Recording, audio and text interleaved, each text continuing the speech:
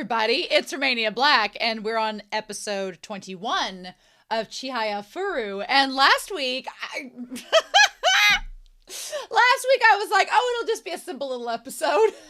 That's all. I'm always wrong. I'm always so wrong. Whenever I think it's going to be this big, epic Chihayafuru episode, it is. But then when I think it's going to be just like, filler episode, there's no such thing. There is no such thing in Chihayafuru as a filler episode, unless it's just a straight up recap. And even those are entertaining. So we're on episode 21. We're nearing closer and closer to the end of the season. There are 25 episodes in this first season. So we still have 22, 23, 24. We still have 4 episodes after this one. So lots can happen in 5 episodes as we're nearing the Eastern Qualifier of who's going to go up against the Queen and the Master, and I'm super excited. So before we dive into that, I do want to talk about a couple comments for episodes 18 and 19 now that we're catching up. Foranoda has the translation of the poem of the day, which is "The plum blossoms still smell the same." This is one with Sakura, when Sakura beat Chihaya and Chihaya learned a lesson. Poem 35 is written by Ki no Tsurayuki, best known for being the compiler of the Koken Wakasho and being one of the 6 immortals. His legacy is also decorated by the presence of other Hyaku and Ishu poets, and he was assisted in compiling the Koken Wakasho by the authors of verses 29, 30, and 33. Also his cousin and the poem of the day for episode 3. Fun times. Translated by Mosto, it says, "With people, well, you can never know their hearts. But in my old village, the flowers brightly bloom with the scent of the days of old." While Porter's interpretation is, "The village of my youth is gone. New faces meet my gaze.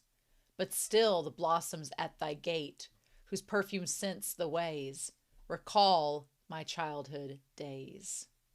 Interesting. I feel like Porter's interpretation is a little bit more harsh and direct than Mostow. Mostow has a little bit more nostalgia into their interpretation. Foranoda says, Porter explains the poem as Tsurayuki having gone off to visit a friend who he had not seen in a long time. On arrival, the friend jokingly asks Tsurayuki how he still remembered the way in which Tsurayuki broke off a spray of blossoms from a plum tree at the entrance and presented it with this poem. While Mostow's interpretation is a bit hard to associate with today's episode, Porter's is a lot more applicable. Kanai has been playing Karuta for 35 years, a generation of people removed from Chihaya's age. Despite this, she still competes in Class A, and her love for the game has not changed, her dream still being to become queen. In her match against Chihaya 2, she demonstrates that her experience is an equal balancing point to Chihaya's youth, capturing that Karuta is a sport that transcends age and gender. I also thought episode 18 was really cool because, you have Dr. Harata playing, and Dr. Harata is objectively probably older than Sakura, than Kanai, but nobody really bats an eye at him playing because he runs a society and runs like the club and everything that Chihaya and them go and practice at. But he's older.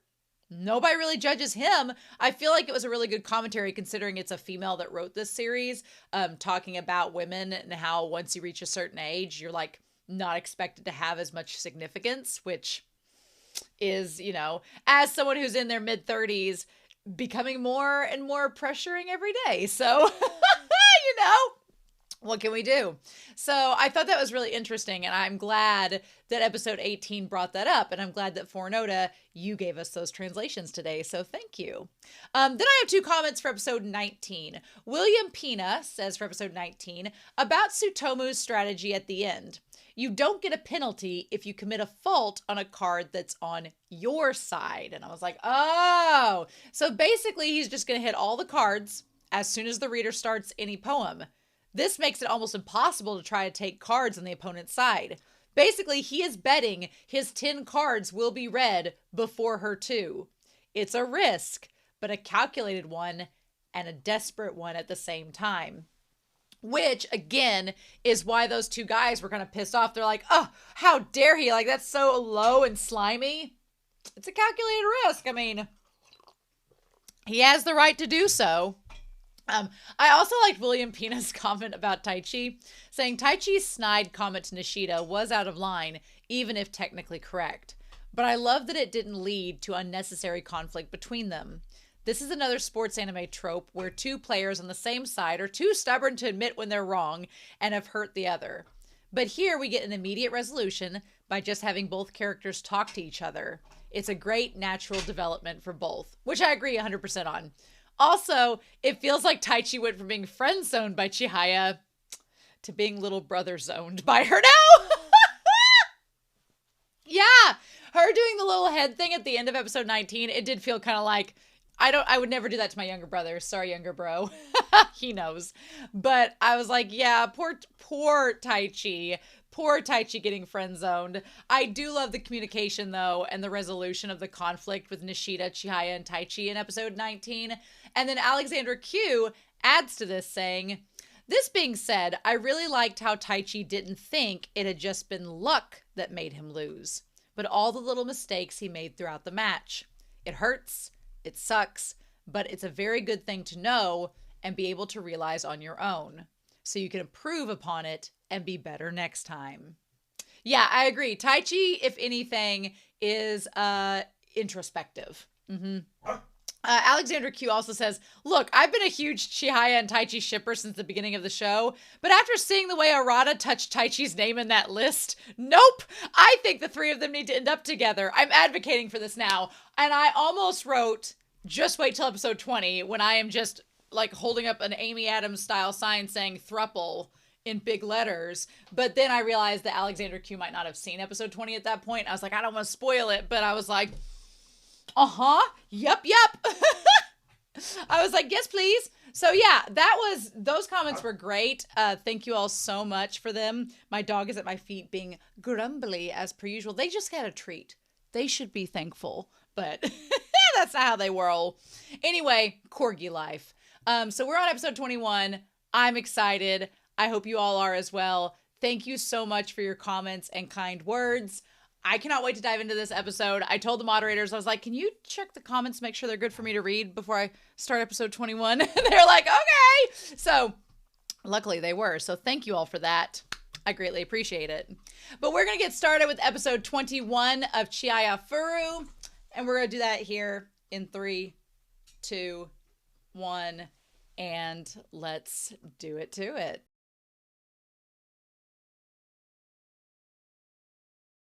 I tell you what, this series knows how to end an episode.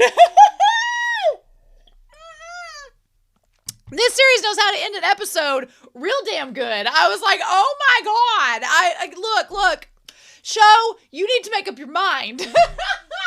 Are you trying to get me to ship Arata and Chihaya?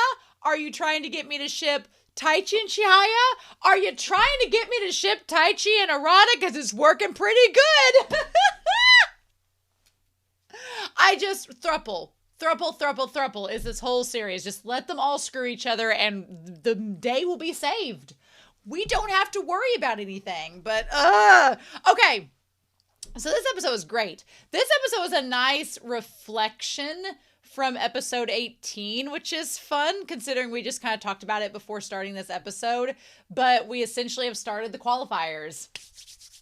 I feel like we're going to figure out by the end of this season, obviously, who's going to be the Eastern qualifying winner and who's going to face the queen and who's going to face the master. Suo has been identified as the master, who is the guy from Hiroshi's dreams. Hiroshi's could-be ship is Suo, and I'm excited about that because the guy that's basically the equivalent of Hiroshi over on Arata's side also had a thing for Suo, so we haven't even met Suo yet, and I'm already excited, so all right. But we need to get there. We need to go chronologically through this episode. I like Chihaya. She's worked real hard. I love that she pushes her bangs back, has them clipped back so they're not in her face, and it gives her the aura. She doesn't have to do that, but gives her that battle aura that she needs to plow through her chemistry exam. Let's be real. Chemistry, bleh. I'm an English major, and I figured that out very quickly. My parents were like, you could be a doctor. And I was like, well, if I liked math and science remotely, Yes. By all accounts, yes. And here's the thing. I could do math and science, but I did not like it. And chemistry was a hard time in high school for me. I remember I did, this is me admitting as a teacher, but I did cheat in chemistry on one test because I just could not get the formulas down. I was like, no, this is making sense. So I did take my calculator. I had a graphing calculator for my math class, and I did in like fine pencil lead draw out the formulas. So you could sit the calculator by your desk, and when the sunlight would hit it, it would show you the formulas. Straight up cheating. I understand this. And so, but I was like, it's a chemistry test. So as a teacher, I make my tests open book because I'm like, look, you memorizing these terms that you're going to cram and forget in a day. Chihaya's already forgotten that chemistry stuff that she studied. It's already out one ear and it's never coming back. So I was like, I tell my students, I'm like, y'all can use your books on a test. I would rather you know the material than try to cram it and then forget it the next day. Like, let's be real. So I'm always like that with my tests. I'm like, just use your book, use your notes. I'd rather hear what you have to say than you try to cram a bunch of like junk you're going to forget in 5 seconds. So, hey, be nice, you two. But anyway, so we get past the OP, and I like Nishida kind of gets punked by Taichi, where Nishida's like, that English essay was a cinch, and Taichi's like, oh, it was a trick question. He's like, what? Speaking of interesting, the interpretation of this episode title, I'm watching it on Crunchyroll. The episode is listed as titled, As My Sleeves Are Wet With Dew. But then the episode title is called While Snow Falls Upon My Sleeves. I mean, they're both similar, but a little bit different. So I'm going to be curious to see what people say down in the comments below about which title kind of matches up which. But I like the dew because it feels like a dawning of a new day, and it's Chihaya facing this precocious young girl in a match. I also like the fact that the two competitors Chihaya has faced now, you have Sakura, who is like the older woman, and you have Rika, who is the younger woman, both women facing Chihaya, but on different ends of the spectrum and coming at Chihaya as a competitor from very different angles. So I thought that was really cool. Also, man, Chihaya is a tall ass woman, or at least by the standards of this high school, because she like dwarfs Tsutomu, right? And so exams are over and she's like exhausted her self-control, and now she's able to practice like nonstop. I love it. And I like that Tsutomu starts noticing that she's calmed down. She's looking at the cards. She's taking it all in. She's trying to make herself better because she wants to be able to compete at Shinobu's level. And again, just like she was inspired by Arata when they first started playing, she now wants to embody water like Arata has and flow seamlessly. Which honestly, here's the thing, Arata and Chihaya are very different. And I don't know if Chihaya could ever imitate Arata, and I don't think she needs to. I think she needs to find her own zen. Here's the thing. If we want to be real, if we're talking about elements in here, and I didn't bring Whiteboard Kun out for this, but I could have. If we're talking about elements, if Arata is water, then Taichi is earth. Taichi is earth. He is grounded. He has got his roots in the ground. Taichi is earth. He is as grounded and anchored as he can be, right? To his detriment, as we'll talk about in this episode. But if Arata is water and Taichi is earth and he is grounded, then Chihaya is literally the sky, because there's always the bird motif above her where she soars and she's free and she's just very like whimsical as the wind. Like that's literally Chihaya. So we have our earth, wind, water, heart, go planet. We just don't have fire. But yeah, that's essentially, she is wind and Arata is water and Taichi is earth. Like just, they all kind of feel elemental like that. And I don't think she can be water. I think she wants to be like Arata and she wants to find that same sensation that he had as a player, but she's different, right? She's got that speed. She can zip through there. She like needs to embrace that, and she's just not there yet. But our girl is learning, right? So then she was like, you're playing me next. And she's like, sure. And Taichi's like, oh, it's my turn to do the reading. I didn't notice until we were at the end of the match that Taichi was reading the cards off of memory. That's insane. That is insane. And we're going to talk about this. So Chihaya says, I love Karuta. And she says, Karuta brought Arata back to us. Like, girl, she's like, I love this activity. I love what it does to myself. I love that it's brought me together with these friends. It's given me this purpose, but it's also brought one of my favorite friends back into my life, which is Arata. And so I love her getting all like sentimental. And then Taichi looks at her and says, since nationals last summer, she always seems so frantic during practice. And that's when, of course, he says, is it because she saw Arata? And this is the part that just kills me, because Taichi, like, his jealousy sinks in and like sneaks under the radar every now and then. Like in this moment, his jealousy sneaks in. But yes, it is because she saw Arata, but it's not for the way that you think, Taichi. And it's like, I just wish he could understand, but he doesn't. Oh. And then he gets all worried and he's like, no. He's like, why can't I get over it? Well, you can't get over it because you like Chihaya and you keep on doubting yourself and rowing down the river of denial, saying that you don't like her. And it's like, Taichi, we all know. Everybody knows. He's like, I can still change. I feel like he constantly doubts himself, and Taichi believes that he's not good enough. And he's like, I can still get better. I can still change. I can still catch up with Arata and with Chihaya. And I'm like, dude, you are good enough. You doubt yourself so much. But yeah, in this moment, he's standing up where we can't see him next to the cards, which at first I noticed he was standing up and I was like, why is he standing up? Like, it seems, you know, and yeah, and then you realize he's not reading a card.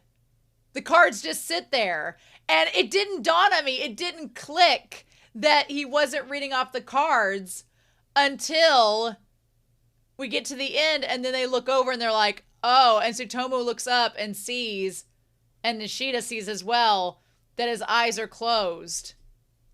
And he's just reading off of memory, envisioning the words in his head. Of course, Chihaya doesn't notice. Like, Taichi is showing off, beyond showing off. And she doesn't realize until they have to point it out to her, right? And like, don't push yourself so hard. Humans aren't supposed to be perfect. He's like, you were perfect. And like, didn't you notice? I was like Chihaya. I did not notice until they told me that he was reading the cards from memory.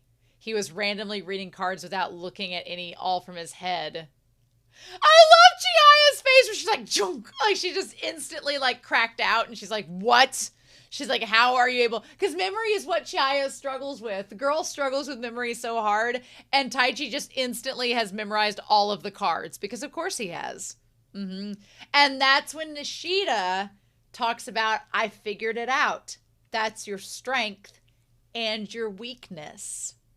And Taichi's like, what? He's like, you only see the words in your head. It's important to know what's been read, but you have to feel the cards on the field. And he's like, use your eyes and treat them as images. You never practice swinging because you think it's embarrassing. And he's like, why? Who says that? And he's like, but you need to learn the distance between yourself and the cards or you're not going to get better. You're playing Karuta with both your mind and your body.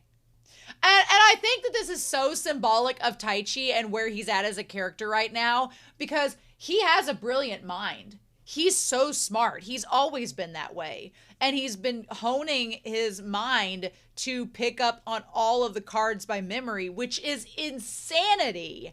But he's doing that. But the problem is he's so honed in on his mind, his body is not in sync with where his mind is. And that's why he hesitates or is too slow and loses the cards.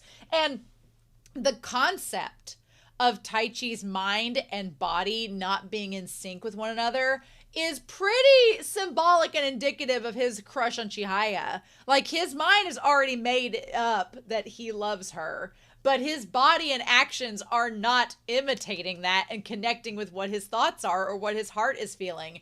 And it's like, this mangaka does character work so good. And I just love how she gives us this conflict with Taichi. And it's not just overt, but it's there. He's like, I want to move faster, but my arm can't keep up. And he's like, I want to get better with you guys. So what he's saying is, you don't need to memorize everything. And he's like, well, then how am I supposed to win? He's like, you need to find your groove. This whole series, if it's just Taichi getting his groove back, I'm here for it. I'm here for it. But yeah, I really wanted Chihaya to speak from some experience because her whole thing has been questioning like how she gets better without just relying upon speed, and she's been slowly learning these other ways to do so. And I kind of was hoping she would chime in to say something to that effect to help Taichi, but she probably thinks, what right do I have to say anything when I'm still trying to work on myself in that regard? He's like, and Nishida says, I only memorized the initial positions for about half the cards. I'd be too scared of making a mistake. That's why. And then that's when the Empress tells Chihaya that she didn't fail. I love the Empress like, you didn't fail anything this time. And I like that Kana's like, should you say that out loud? Like everybody can hear that. But she just wishes her good luck at the qualifier. Look, I love that Chihaya, the first thing she does is goes and thanks Tsutomu. That's so cute. I love that. And again, Tsutomu does not have a crush on Chihaya. He's just like, thank you. I love that we have male and female platonic friends on this team, which is super cute. And Nishida gives, Chihaya a hard time. Taichi, of course, is giving her the head pats, but he's not just giving her a hard time. Let's be real. And then she's like, I love Karuta. And I just love her with her messed up, like, mussy hair. She looks so pretty in that moment. Like, seriously. She looks gorgeous. Anyway, so we arrive at where the tournament is. And I am telling you right now that Tsutomu looks like Steve from Blue's Clues. With the same striped shirt and everything. The 2010, when was this released? This was released in 2012. That shirt is the most 2010 thing I've ever seen in my life. And then the dress that Kana is wearing, the turtleneck dress, I'm pretty sure I had that exact same dress in 2009. I swear I did. And I wore it everywhere. That was such the fashion. And the maroon and black. Oh, I have recently gotten into Project Runway, slowly but surely, with the new season. And I just like everything. I'm in a fashion mindset right now. So when I'm not on the channel, but yeah. And then Taichi's just wearing khakis and black, which we'll forgive him. We like him. So she prepares a hakama for Chihaya to wear. But Harata is like, no. I need a sticker of Harata with the no thank you. I need that. That may be made into a emote on my Discord. That may be happening as an emote because him just saying no thank you, that is amazing. That is amazing. I love it so much. But he's like, no. He's like, it's going to be hot and stuffy in this room. We're not wearing the kimonos. We're not doing the hakama. We're just going to be in normal clothes today. And so they're like, where did Nishida go? And he's with the Suihoku Society members. So that's the team that Kana and Tsutomu have helped practice with as well. And she's like, they've been helping us a lot. And apparently, if we're going to talk about love triangles, if we're going to talk about relationship triangles, I love that you have Harata with Arata's teacher. They're like besties. They're bestie rivals. They're like, we're rivals, but we're the best of friends. And then you have Nishida's teacher.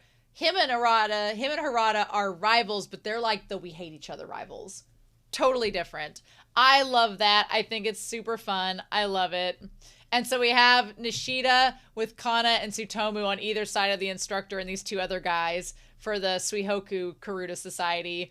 And then you have this rando girl we've never seen before with the ponytail. Hiroshi, the most attractive college Karuta player, as well as Taichi and Chihaya, who's like, how did we get here? I love it. Clearly they have some history. So yeah.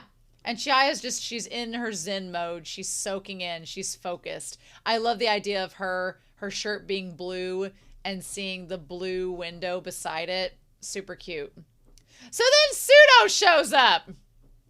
The person who lost to the queen by 20 cards. Pseudo. And she's like, oh, Pseudo-san, the sadist himself. She's like, aren't you a third year? Don't you need to be studying? This is when Pseudo brings up something rather interesting.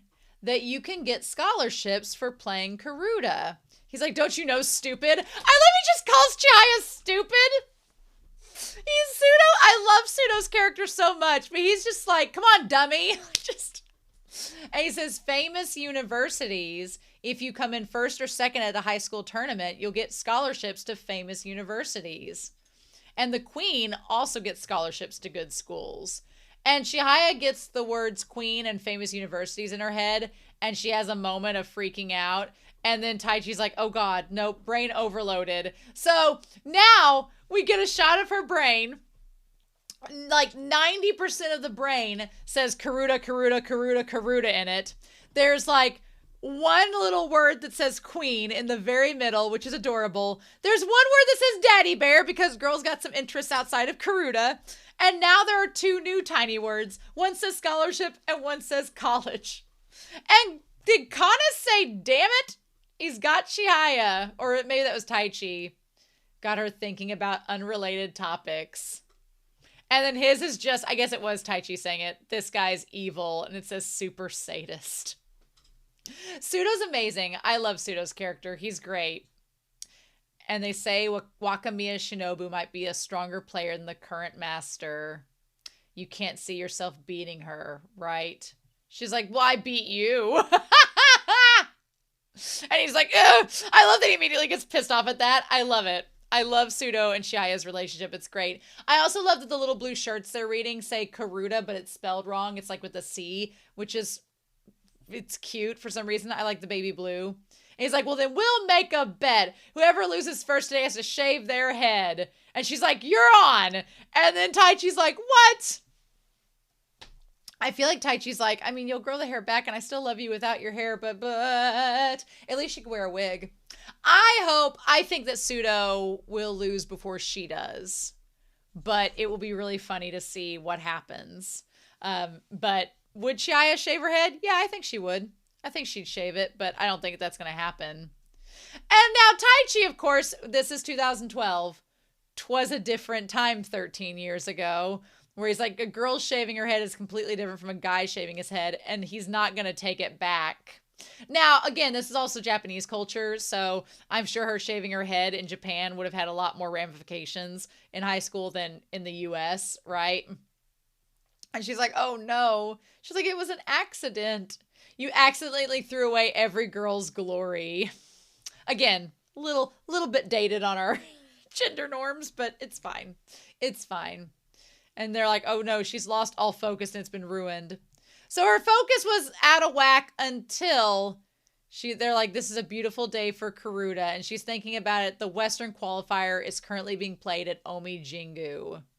And she's thinking about the bet. And then the moment she hears Omi Jingu, she thinks of Arata.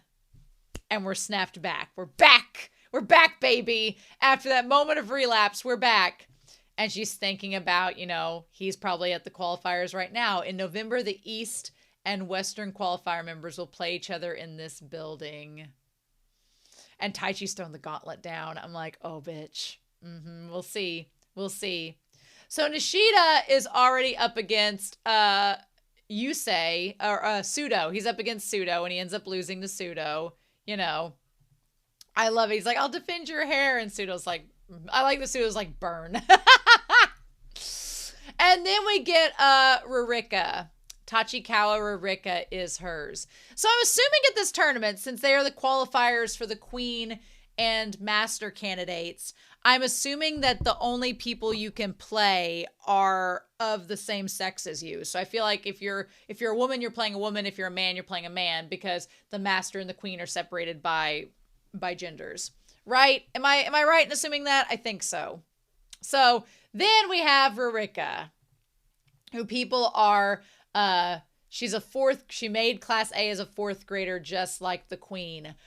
I'm not going to spoil this series for you, but I instantly got flashbacks to March Comes In Like a Lion. If you've not seen March Comes In Like a Lion, you need to go watch it ASAP.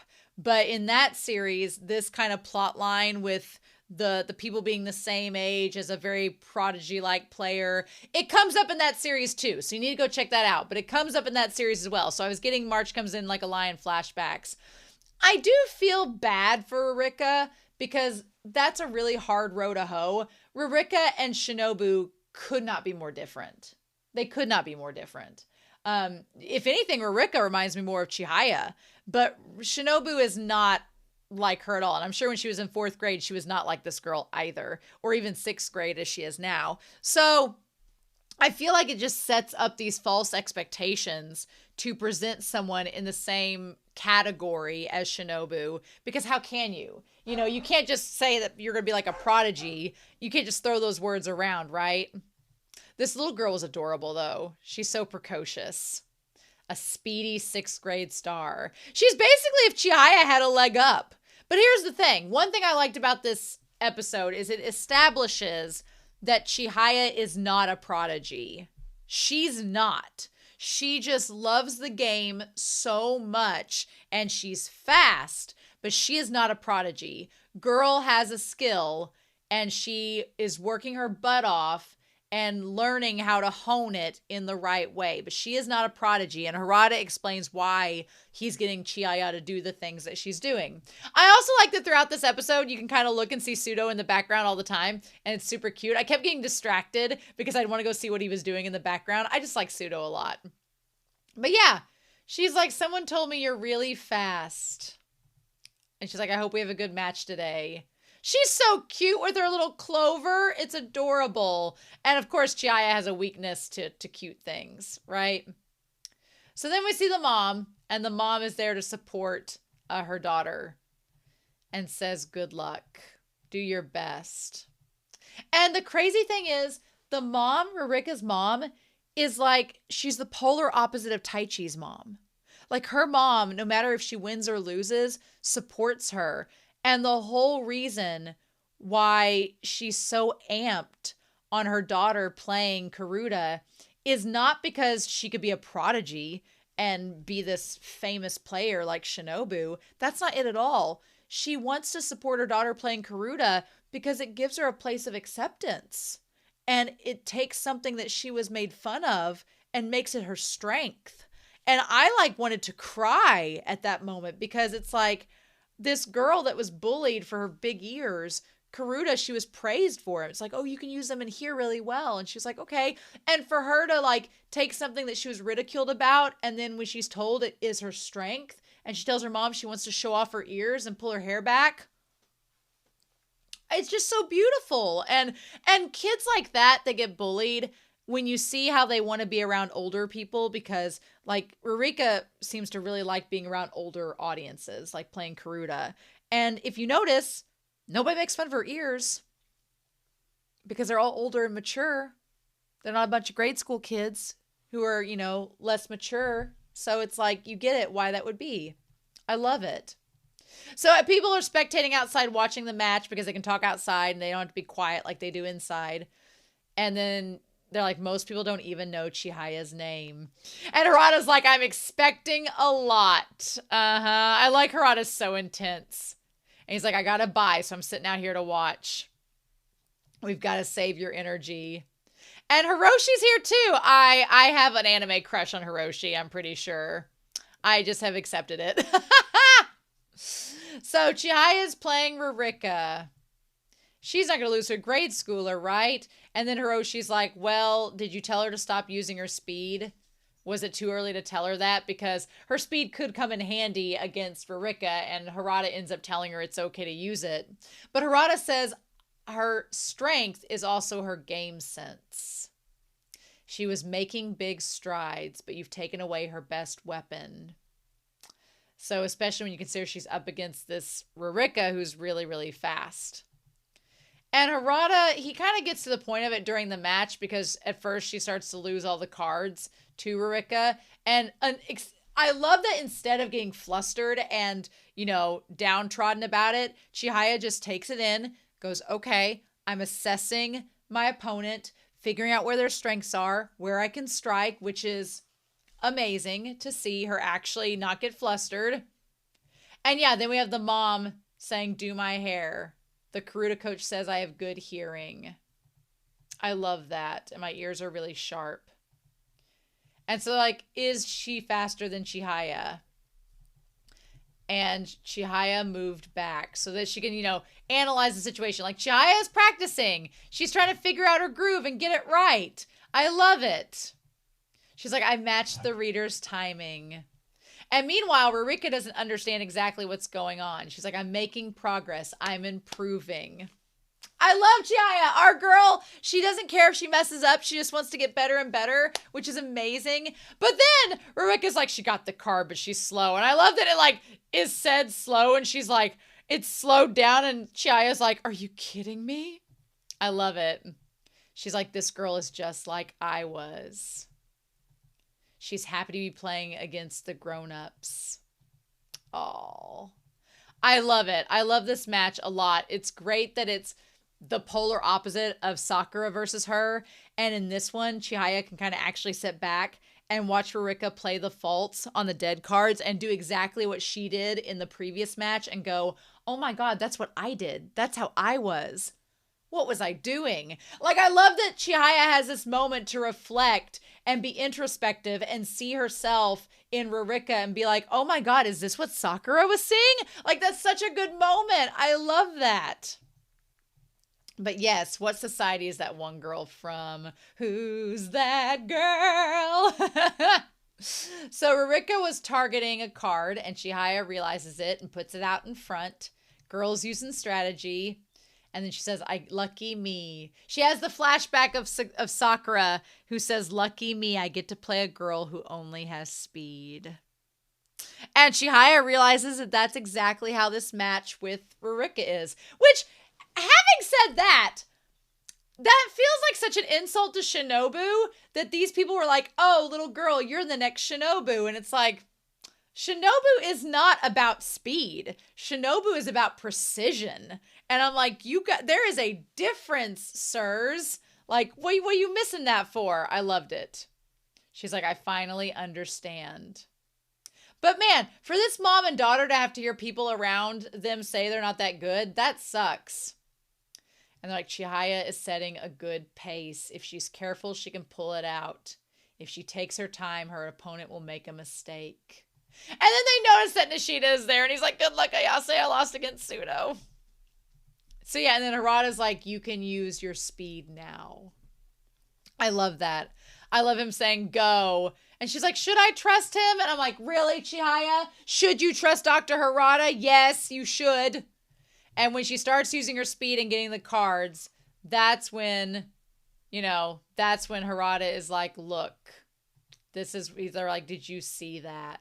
She was faster than the child prodigy. And Harata tells Hiroshi in this moment that there's a reason why he's been trying to get her to be a certain way. Because, as we get to that part, there's a fault card in poor Rurika. Harata's about to explain why exactly things are happening a certain way. But before we get to that point, Rurika has the fault cards. And the mom starts to freak out saying, oh, you don't have to push yourself. And for a second, I really thought that Rurika was going to give up. Or that she was going to start crying and Chihaya would be like thrown out of focus or whatever. But I'll give Rurika a lot of credit for being a girl that's like 12 years old. She like pulls herself together and just takes the loss and goes and plays even harder and then gets herself a card back and gets back in the game. Like, she was really trying, and I really thought she was going to collapse, but this girl's strong. And I think that's why at the very end, when she's getting made fun of kind of behind her back and Chihaya kind of interrupts the flow and breaks the mood by asking for chocolate and the girl finds that funny. I think that her being this strong in this moment against Chihaya when she's definitely losing and keeping her composure, I think that's a sign she's going to be all right. She's going to be able to keep playing and hold her head high because she's stronger than she looks, right?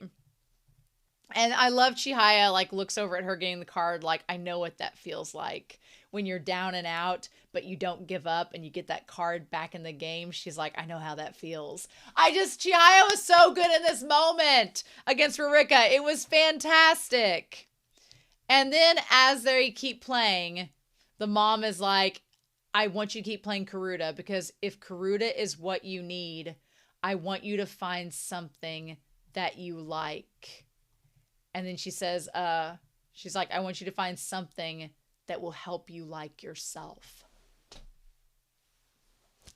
Broke my heart into a million pieces. She's like, I don't want you to keep playing Karuta just because you like it, but I want it to help you like yourself more. And that's like, that's literally, I mean, Arata's was playing for a different reason from the start, but like Chihaya and Taichi, these two characters that have, like, they view themselves so negatively at times. Like, you want Taichi and Chihaya to play Karuta for them to help realize how amazing they are and for them to love themselves even more. And it's like, oh, that was so good with the little clover. And so then as soon as the game's over, you have Chihaya crying just as much as the mom and the daughter. And then, like, she made it past the first round. I like Pseudo's out there watching, you know. He wants to see if she made it past or if she's going to have to shave her head. And this, I was off. I kept thinking Harada was going to talk about it before then, but he waited till after the match was over. He says, Hiroshi-kun. He says, I want to give Chihaya as many weapons as possible. She needs more than just her game sense. She needs situational awareness, timing, accuracy. The most important thing in Karuta, I love this line so much. The most important thing in Karuta is talent, but talent is never equal. As a coach, that line sent me because that is so true. And that's so hard to get across to people because from a coaching standpoint, you have to, like, because I coach a competitive speech team, and you have to have talent to do speech, but talent is not equal.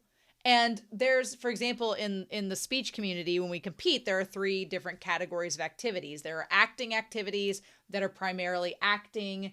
There are prepared speeches where you memorize a speech and it's more like a presidential address that you give it in that kind of way. And you do it that way. And then there are limited prep events where you only have so much time and you kind of have to make up a speech on the fly. There are 3 very different categories of speeches, and they all require 3 very different skill sets. And you can have mass amounts of talent, but it is hard to have mass amounts of talent in all 3 categories. Usually you find one category that's kind of your niche. Talent is not equal, and it's so hard. The biggest thing you can do is compare yourself to someone else, because you can't compare yourself to someone else. Your talent is not equal. It is different. And just because it's not equal doesn't mean it's lesser or greater. It's just not the same. So I love Harada. That's such a good coaching strategy to be like, look, Shinobu is someone that Chihaya will never be able to compare to because Shinobu's too different. Her talent is too different. But Chihaya needs to develop her talent in a way that suits her and that can compete with Shinobu. She needs more than one weapon to use, or she will find herself overwhelmed by prodigies like the queen and current master. So yeah, I mean, so that we've basically established that Suo is a master prodigy. He's a prodigy, he's a master. Shinobu is a prodigy who's the queen. And Harada is like, Chihaya has the passion, the drive, and the talent to be a queen. But she has to find a way to hone her skills in a different way than Shinobu. And I love that. It's so good. Yes. So then little Rurika draws the little clover on her hand to wish her good luck. That's so cute. I love that. It's my lucky mark. And she says good luck. And I really wanted Chihaya to, like, give her words of encouragement too, to be like, hey, it's okay. Like, but the thing about it is, I think Chihaya knows that Rurika is strong enough. She doesn't need the words of encouragement. She's going to be fine, even with these people talking bad about her. And then I love that Chihaya is just like, chocolate, I need it now. And I like that Rurika looks back up to her being like, Chihaya doesn't judge Rurika or look down upon her because she lost. And maybe that's good enough for her. And she realizes that that's, you know, going to be all right. Who first encouraged Rurika-chan?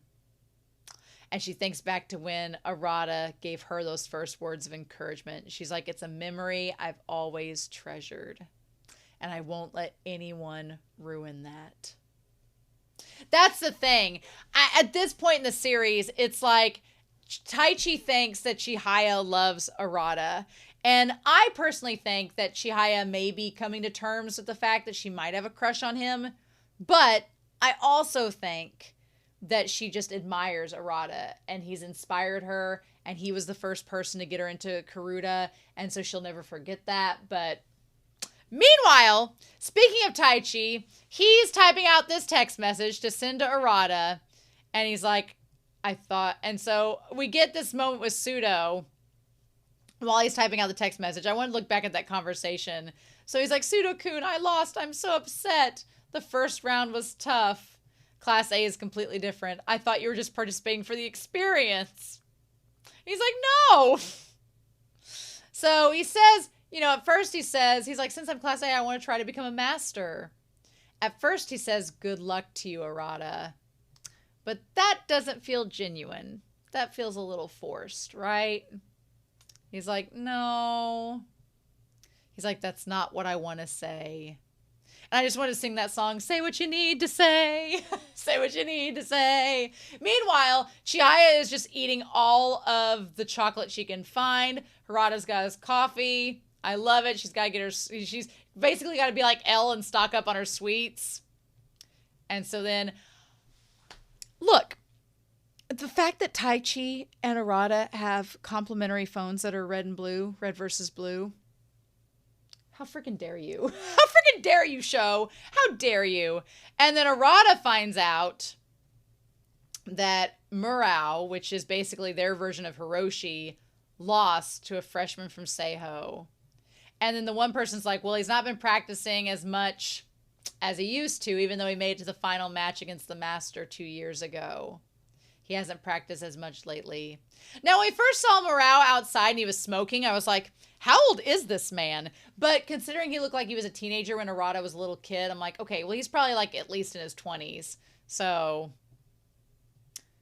but he doesn't even believe that he's going to beat the Master. He says the Nagumo Society has a lot of members, but not a lot of talent, essentially. He's like, everybody's going to pin their hopes on you now. However, you'll never make it past the role of challenger. The Master, Suo Hisashi, can't be defeated. Now, what I like about this is that we've established Suo Hisashi and Shinobu are the Master and Queen. And everybody has the same mentality surrounding them that they can't be beaten. But I feel like what the show is setting up is the show is setting up Chihaya to be the challenger to Shinobu and setting up Arata to be the challenger of Hisashi. But there's so many different ways you could go with this. I mean, Chihaya is really the only one that can challenge Shinobu because that's the queen title, so we're going to put them over here. But you could look at it either as A, Arata's going to challenge Suo, and him and Chihaya will be kind of complementary, paralleling each other in their routes. Or Arata might get it in his head that he can't defeat Suo and then loses to Suo, or that he gets so focused on making it to Hisashi, he loses focus. And if him and Arata, and if him and Taichi face each other, what if Taichi wins and Taichi faces the Master? There's so much you could do with this. Like, you could have Arata and Chihaya as the two rivaling for Master and Queen position, and Taichi's just trying to play, on third base, trying to get caught up to Arata and play him instead, being like, I don't want to face the Master, I want to face you, Arata. Or Arata could get thrown off by the words from his former mentor and not end up facing Hisashi, and it's Taichi. You could do so much with this setup, and I'm so excited to see what's going to happen in this setup. Now, Taichi said he wasn't going to pretend. He's in the qualifiers, but is he going to play in this tournament, or is he just watching? Because he's not technically Class A unless he tells Harada he wants to take him up on that. But then we see Murao, who Arata really, respects, not be able to face the Master. Which, okay, baby Arata, precious, angel bean, innocent. And he's like, I need you to become Master before you catch up. I need to become Master before you catch up to me. And this is such a somber moment because Murao has basically given up on that dream. Arata always looked up to Murao as someone who was going to be a Master and he was going to catch up to. And now the reality is sinking in that Murao's given up. And he's like, I can't win. And here's the thing. It's sometimes not about winning. It's about wanting to win. Because if you want to win, you have the right mentality. But the moment you decide that you're not going to win and you're going to be defeated, you will be. It's a self-fulfilling prophecy. The moment you give up, it's over. You can't give up. And Morale's given up. And Arata's kind of floored by that because that's his mentor. That's who was supposed to be at master level for him to catch up to. And this man's given up. And in this moment, Arata's doubting himself. He's like, my mentor's giving up. What am I doing? And that's when he gets the text message, right when he needs it most, from the man who could give it to him. And it says, Chihaya made it through the first round. My goal is to become the Eastern Qualifier finalist. So you better become the Western Qualifier finalist. Oh! So Taichi, is he going to take up Harata and accept Class A rank so he can face whoever's there? Is he taking it up? Is he going to do it because he wants to face Arata? Bitch. Oh, that got me. Oh, that got me so good. I was like, yes, please. The second round's about to begin. Because Arata made it to the second round. And I love that he turns around and he's like, okay, bitch, game on. You want to play me? All right, let's get to that point. Who's going to be the one? Who's going to be the one to be the master candidate to go alongside Chihaya as the queen candidate? Who's going to do that? I mean, Chihaya's got to prove herself. Girl is slowly getting there, slowly but surely, but girl. And then, yeah, Taichi's sending it. I love it. Taichi laid down the gauntlet. He made a declaration of war. Taichi making a declaration of war. That's like the most true thing Taichi has said to himself this entire series so far. Being like, I want to challenge you, Arata. Oh, I want them to face each other so badly, but I don't know if they will or not this season. We have 4 more episodes, so who knows? This episode was really good. This episode was great. I loved it. And I'm so excited to see what's going to happen in episode 22. I'm so excited. I'm giddy. So anyway, I'm really excited to hear your thoughts down below. Basically, I hope you all have a wonderful week. Please stay safe. Take care. And I will be back very soon with episode 22 of Chihayafuru. See you then.